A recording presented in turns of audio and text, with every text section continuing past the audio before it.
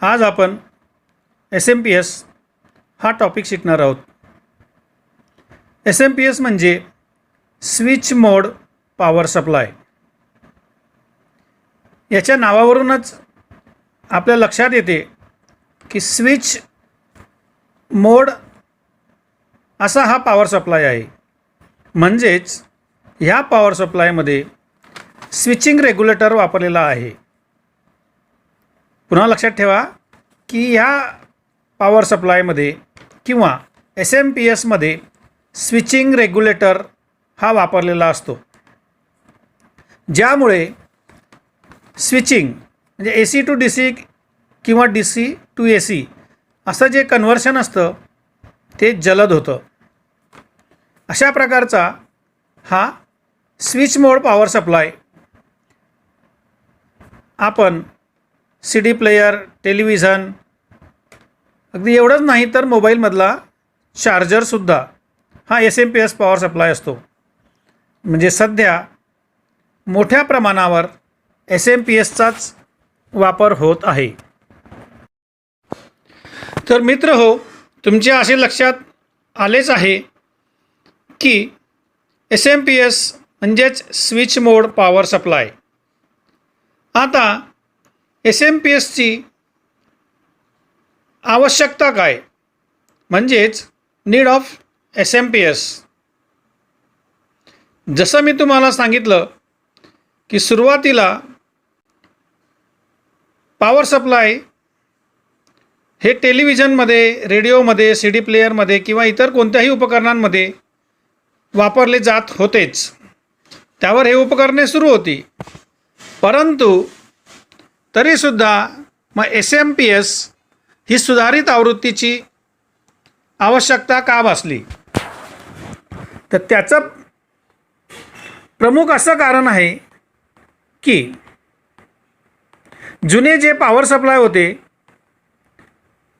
जे आपण वर्षानुवर्ष वापरत होतो टेलिव्हिजनमध्ये किंवा अन्य साधनांमध्ये, तर त्यात आपल्याला जे आउटपुट मिळत होतं, आउटपुट DC व्होल्टेज, ते शुद्ध DC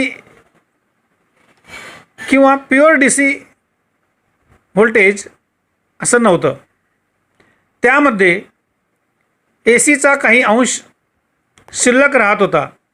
म्हणजे रेक्टिफायर नंतरसुद्धा आपण त्याला फिल्टर करत होतो। फिल्टर केल्यावरसुद्धा त्यातला पूर्णपणे 100% DC व्होल्टेज किंवा करंट आपल्याला मिळत नव्हते।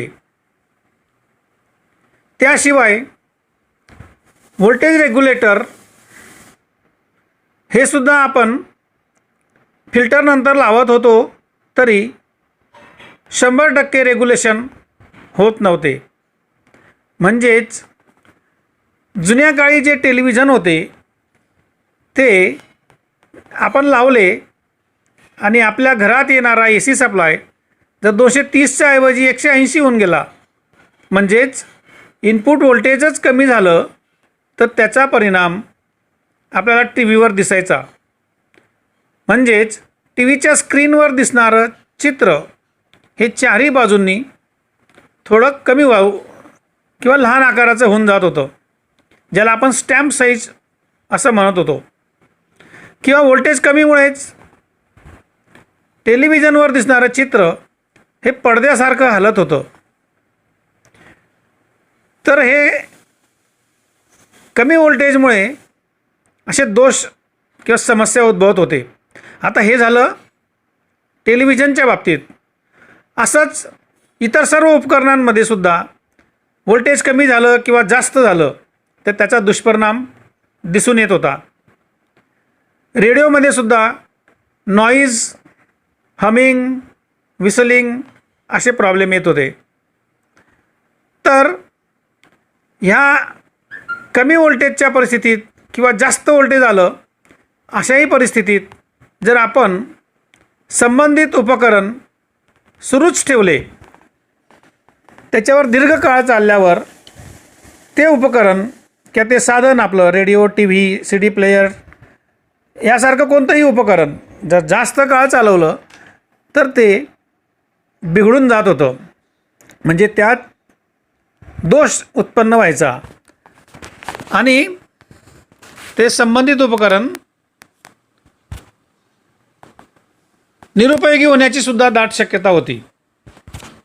मग अशा परिस्थितीत आपल्याला जो पॉवर सप्लाय पाहिजे होता तो, कारण बघा हे जे काही समस्या किंवा दोष उद्भवत होते ते केवळ पॉवर सप्लायमुळेच उद्भवत होते. त्यामुळे आपल्याला पॉवर सप्लाय असा पाहिजे होता की जो शुद्ध डी सी देईल आणि व्होल्टेज कमी झाले किंवा जास्त झाले, म्हणजे 230च्या ऐवजी 180 190 झाले तरी, आणि 230च्या ऐवजी ए सी इनपुट व्होल्टेज 280पर्यंत गेलं, 300 व्होल्टेजपर्यंत गेलं तरी देखील आपल्या संबंधित उपकरणावर कोणताही दुष्परिणाम होता कामा नये. त्याला जेवढे अपेक्षित व्होल्टेज आहे डी सी व्होल्टेज तेवढे त्याला मिळायला पाहिजे.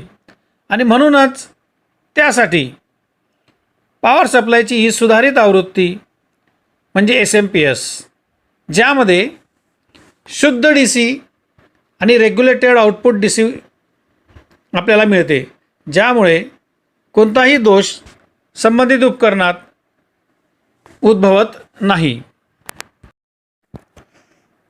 आता आपण SMPS या पॉवर सप्लायचे वैशिष्ट्य काय त्याचा विचार करू.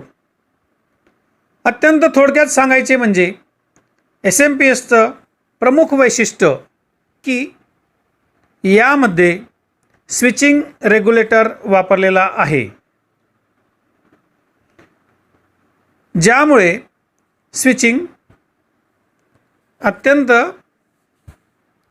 प्रभावीपणे होते. याचं दुसरं वैशिष्ट्य असे की आपण पॉवर सप्लायला जे AC इनपुट देतो 230 व्होल्ट